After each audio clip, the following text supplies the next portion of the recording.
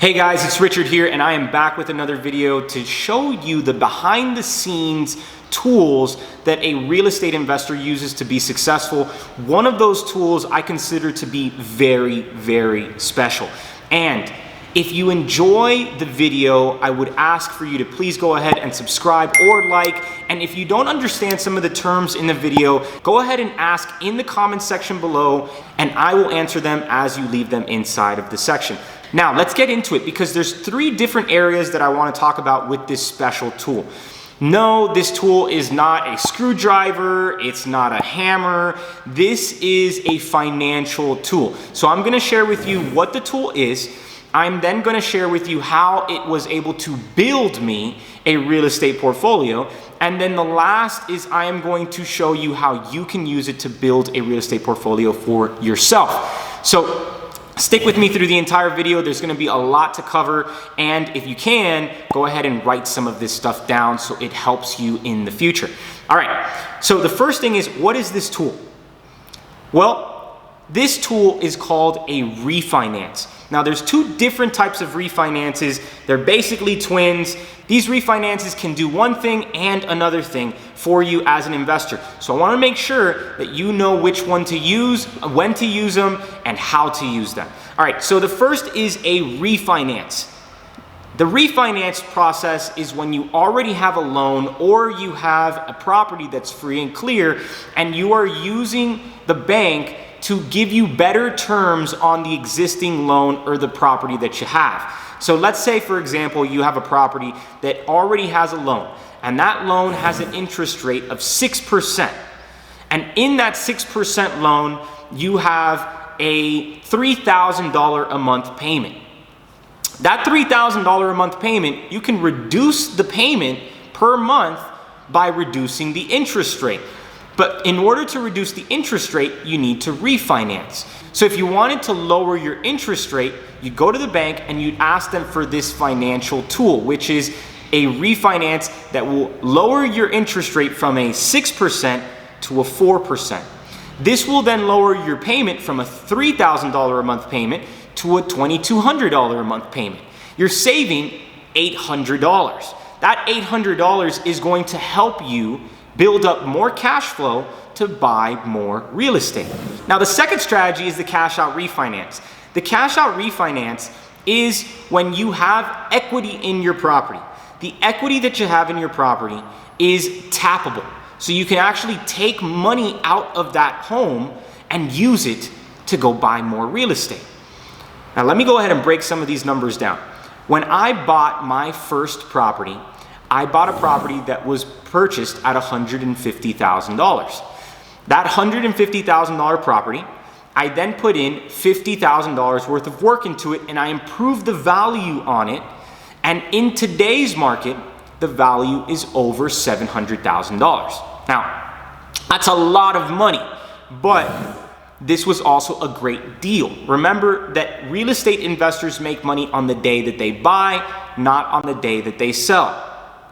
So when I bought the property, I bought it at a really good deal and I was able to improve the value of the property by adding money into it. That's what we call value add, okay? So a value add property is always going to be the best style of property for you. So once I created value in the property, the next thing I did was I went to the bank and I asked them to do a cash out refinance. A cash out refinance was going to be based off of the value of the property. Now, at that time, the property was valued at around $550,000 or so. But I decided I wanted to take out about $400,000 of value in the property. I didn't have any debt on that property to begin with because I bought it in all cash in an auction. But you may have debt, so just consider that if you have debt, the cash out refinance is going to pay the debt off, and then whatever the remaining value is going to come to your bank account. So this property gave me, off of a $150,000 original price plus a $50,000 investment of value add, I was able to increase the value of the property to a $550,000 value.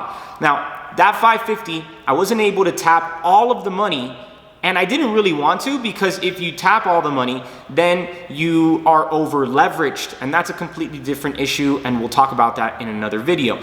But the $400,000 gave me enough equity to go and use on other property purchases, and I wasn't over leveraged after I took the $400,000.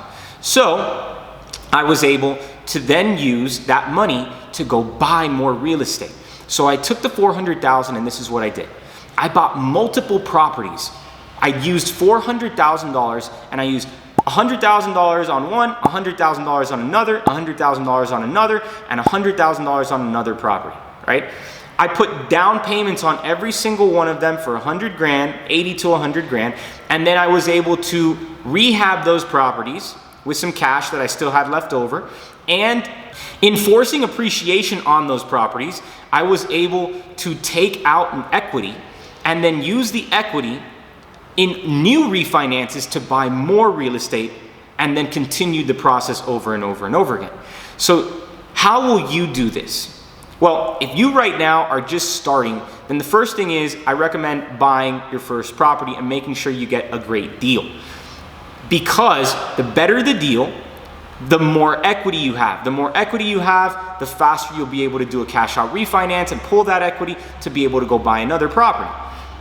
But if you already own a property, whether it be your primary residence or it's an investment property, you want to check to see if that property has equity. And if it has equity, my recommendation is tapping that equity to use it to go buy more real estate. This is the tool that's going to help you build your real estate portfolio. Tap that equity, use it to buy more real estate, and then continue the process of doing cash out refinances as you keep on building more value in these assets. Again, guys, if you have any questions about this strategy, the terms that I used, or just want to say thanks so much, go ahead and leave a comment below and I will answer it for you right away. I'd also love for you guys to see more of these videos as they keep coming out, so go ahead and subscribe and like so more people can also enjoy these videos as well. All right, I will catch you on the next video, and if you haven't already, go check out some of the other ones that I've put up that will help you build more understanding about being a good real estate investor.